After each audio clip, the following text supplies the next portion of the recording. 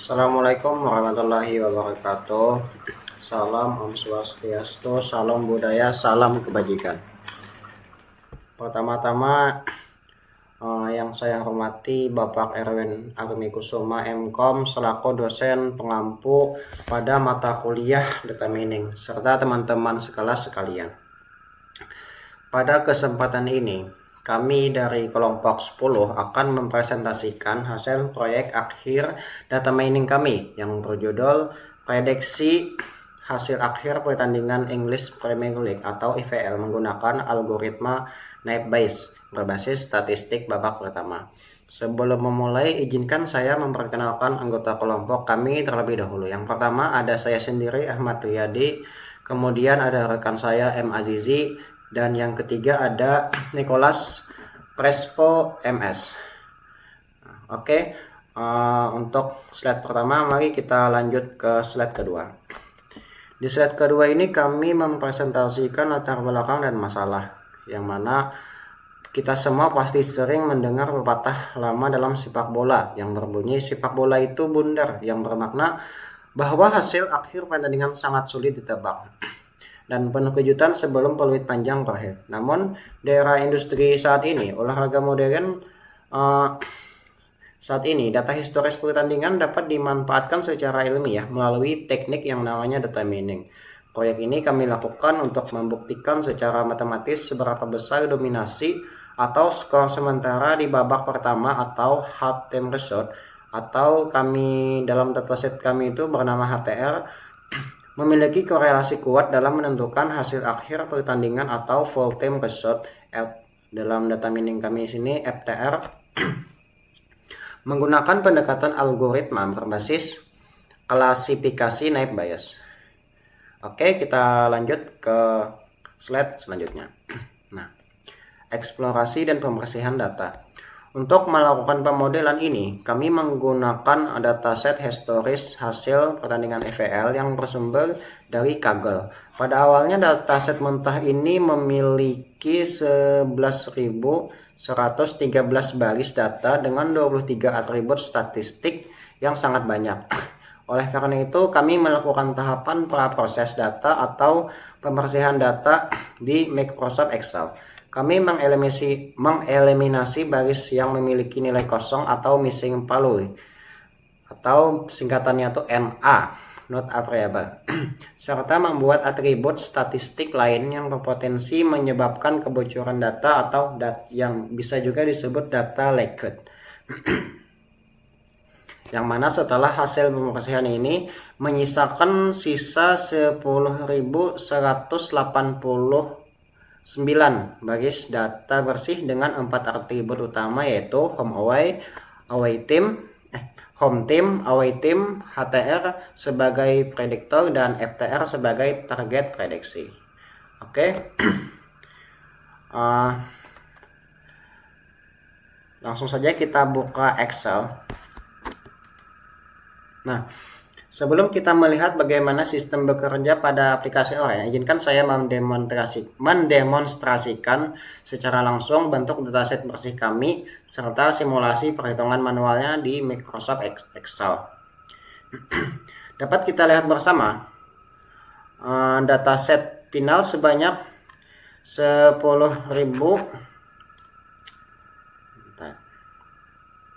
Nah, dataset finalnya di sini sebanyak 10.189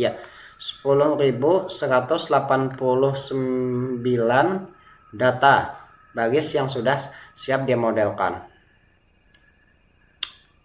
Yang mana semua kolom yang tidak diperlukan sudah kami eliminasi sehingga hanya menyisakan data tim, skor babak pertama, dan hasil akhir. Nah, selanjutnya di sheet ini kami mengambil sampel 10 baris data pertama untuk melakukan simulasi eksperimen tebakan manual. Yang mana di sini ada baris 1 sampai 9 bertindak sebagai data latih atau data training, dan baris ke-10 yang berwarna kuning Dan ini kita warnai kuning aja ya supaya lebih jelas. Ini ada data. Nah, baik standing dan baik 10 ini kita warna kuning. Ini bertindak sebagai data uji atau testing yang akan kita tebak hasilnya. Kondisi baris ke-10 menunjukkan pertandingan antara Arsenal melawan Middlesbrough, di mana hasil babak pertama atau HTR-nya adalah D atau draw, atau bisa disebut seri. Di sebelah kanan ini kami menerapkan rumus Theorem Bayes secara manual. Tahapan yang pertama di sini terdiri dari beberapa tahapan. Nah, yang pertama di sini ada tahap peer, yaitu menghitung peluang dasar kemunculan kelas FTR dan dari 9 data latih di atas, di mana peluang kemenangan H bernilai 5/9, kalah atau A bernilai 2/9 dan D bernilai 2/9. Selanjutnya di sini ada tahap Likelihood. Nah, tahap record ini yaitu menghitung peluang terjadinya babak pertama seri atau HTR sama dengan draw pada masing-masing hasil akhir di masa lalu. Lalu ada tahap posterior, yaitu mengalihkan hasil nilai periode dan Likert. Bisa kita lihat hasil dari hasil perkalian akhir di tabel ini. Skor untuk prediksi kemenangan tuan rumah H menempatkan nilai tertinggi dengan nilai 0,22. Berdasarkan hitungan matematika manual ini, algoritma memutuskan untuk menebak bahwa pertandingan ke-10 tersebut akan dimenangkan oleh tim tuan rumah atau H. Ini kan berbeda dengan hasil pada dataset yang sudah ada. Nah, meskipun pada hasil akhirnya di lapangan pertandingan ke-10 berakhir seri atau D, simulasi dasar ini sangat penting bagi kami untuk memahami logika kerja probabilitas Naive Bayes secara mendalam sebelum diproses secara massal oleh sistem. Oke, kita balik ke slide lagi.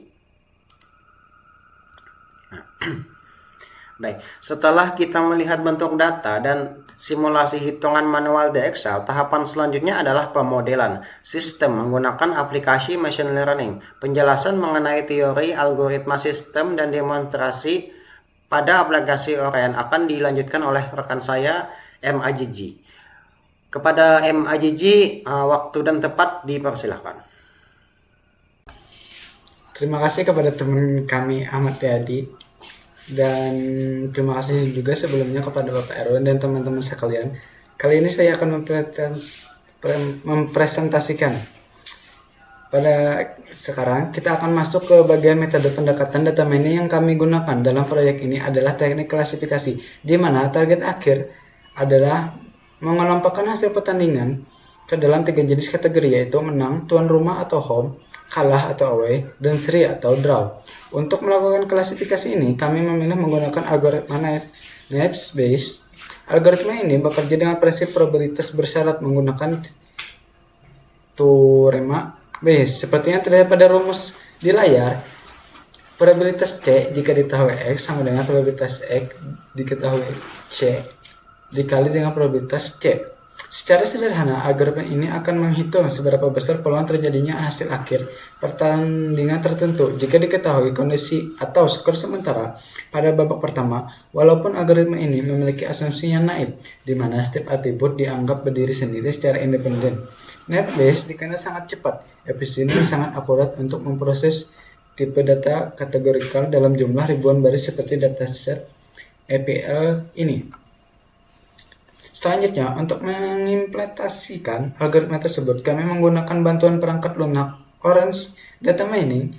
Keunggulan dari software ini adalah kami dapat membangun model machine learning secara visual menggunakan sistem kanvas dan workflow tanpa harus menulis baris kedua progres secara manual. Di layar dapat kita lihat bersama alur workflow yang kami rancang. Kami menghubungkan data bersih melalui get file, kemudian mendistribusikannya ke dalam modul NetBayes sebagai otaknya, serta memasukkan ke dalam modul test and score dan confusion metric untuk menguji performanya. Hal yang paling menarik dari pemodelan ini adalah kami tidak hanya melihat angka statistik evaluasi saja, tetapi kami juga bisa melihat bagaimana cara sistem melakukan penembakan secara nyata baris demi baris pada data uji menggunakan Wedge Prediction. Di sini, sistem akan menyanding kolom data asli dengan hasil tebakan dari algoritma Bayes. Agar lebih jelas, mari kita lihat langsung simulasi dari aplikasi Orange. Ini adalah workflow yang telah kami bangun secara lab. Jika saya mengklik 2 kali pada Wedge Prediction, maka akan muncul hasil tabel evaluasi seperti ini. Bisa kita perhatikan bersama, sistem menampilkan nama tim yang bertanding beserta kondisi babak pertama, HTR. Di sebelah kolom FTR, atau hasil asli pertandingan, muncul kolom baru, hasil prediksi dari algoritma Bayes. Di sini bisa kita melihat langsung mana tebakan komputernya sangat akurat dan tepat sasaran, serta mana tebakan yang meleset dari hasil asli. Lantas, dari 10.000 baris data lebih dari yang sudah ditebak oleh sistem ini, bagaimana akurasi dan performa total dari algoritma kami secara statistik matematis? Penjelasan mengenai hasil evaluasi dan kurva performa tersebut akan disampaikan secara mendalam oleh rekan saya, Nicholas Crespo. Kepada Nicholas Crespo, saya persilahkan. Nah, saya di sini bernama Nicholas Crespo Marlop Sibarani akan melanjutkan dari confusion matrixnya.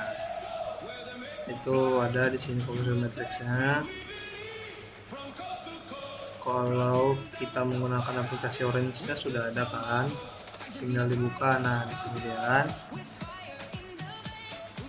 itu sudah kami masukkan di PPT sini. Nah, di sini ada hasilnya. Kita akan langsung melihat dari tabelnya. Berdasarkan tabel rekapitulasi di atas, nilai evaluasi utama dihitung secara manual sebagai berikut.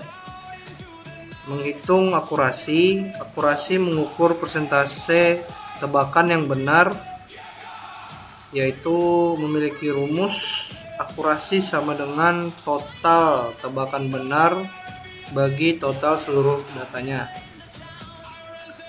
Jadi akurasi itu sama dengan 1973 ditambah 761 tambah 3679 itu dibagi dengan 10.189 sehingga akurasinya ada jadi 6.413 dibagi 10.189, yaitu sama dengan 0,6294. Kalau dipersenkan itu menjadi mana nih? Nah nih, kan ada seperti ini dia. Itu akurasi. Terus kita ke model Knife Bayes memiliki tingkat ketepatan sebesar 62,94% dalam memprediksi hasil akhir pertandingan secara keseluruhan. Mengingat sifat pertandingan sepak bola yang sangat dinamis dan sulit ditebak, angka ini menunjukkan performa prediktif yang sudah cukup wajar dan baik. Menghitung presisi untuk kelas H digunakan untuk menjawab pertanyaan dari semua tebakan model yang memprediksi tim tuan rumah akan menang, atau kita bikin yang menjadi H, atau beberapa persentase aslinya di dunia nyata kalau memang benar menang. Dan kita memakai rumus presisi H sama dengan prediksi H yang benar dibagi total semua prediksi H. presisi H sama dengan 3679 itu dibagi 471 tambah 1075 tambah 3679 mendapatkan itu 3679 di atas kita bagi dengan 5225 mendapatkan hasil yaitu 0,7041 lah, 7041 yang menjadi 70,41%. Apabila model memprediksi bahwa tim tuan rumah akan memenangkan laga, maka keakuratan atau tingkat kepercayaan prediksi tersebut mencapai 70,41%. Sekarang menghitung recallnya atau sensitivitasnya. Untuk kelas H, recall ini digunakan untuk mengukur kemampuan model dalam mendeteksi kejadian aslinya. Artinya, dari seluruh kejadian di mana tim tuan rumah benar-benar menang di lapangan, seberapa banyak yang berhasil ditebak dan dikenali oleh model. Kita menggunakan rumus recall lagi. Tadi yang pertama itu akurasi, yang kedua presisi, baru kita menghitung recallnya. Recall H sama dengan prediksi H yang benar bagi total aktual kelas H. Jadi kita dapat 3679 itu dibagi 420 tambah 592 tambah 3679 sehingga dapatlah 3679 bagi 4691 4691. Hasilnya adalah 0,7842. Kita mendapatkan hasilnya segitu. Terus kita dari keseluruhan pertandingan di mana tim tuan rumah menang, berhasil memenangkan laga, algoritma kami mampu mendeteksi dan mengenali 78,42% di antaranya dengan tepat.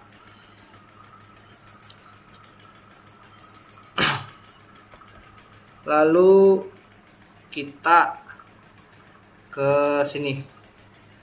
Kita menampilkan visualisasi kinerjanya.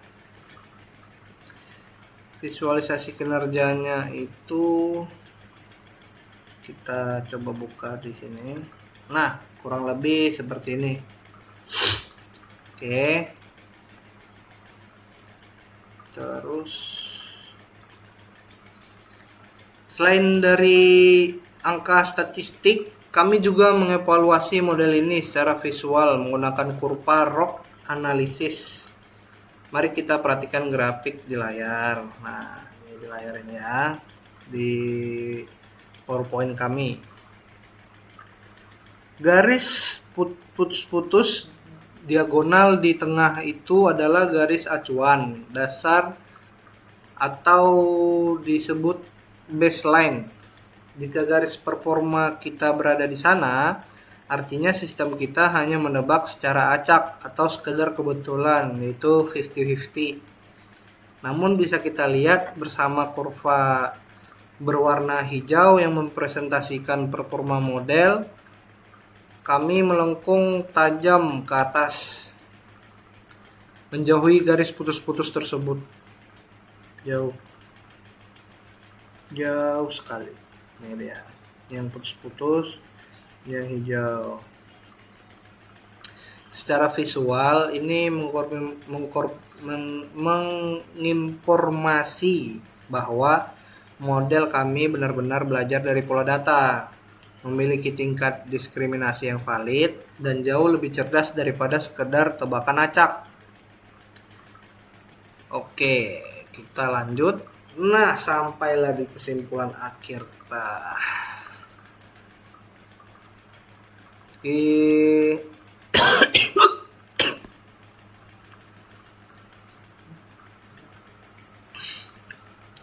Ini berdasarkan seluruh rangkaian proyek penelitian yang telah kelompok 10 lakukan. Kami menarik 3 kesimpulan utama. Pertama itu algoritma Naive Bayes terbukti andal dan sangat cocok diterapkan untuk mengklasifikasikan data statistik kategori olahraga dengan akurasi yang sangat memuaskan. Itu kedua, kami membuktikan bahwa pepatah hasil akhir tidak bisa ditebak dari babak pertama, tidak sepenuhnya benar. Secara data mining, terdapat kolerasi yang sangat kuat antara keunggulan skor saat turun minum terhadap hasil akhir laga, khususnya bagi tim tuan rumah. Dan yang ketiga, kombinasi penggunaan Microsoft Excel di tahap awal dan Orange Data Mining di tahap pemodelan terbukti sangat efisien dalam membangun workflow machine learning yang rapi dan terstruktur. Mungkin ya,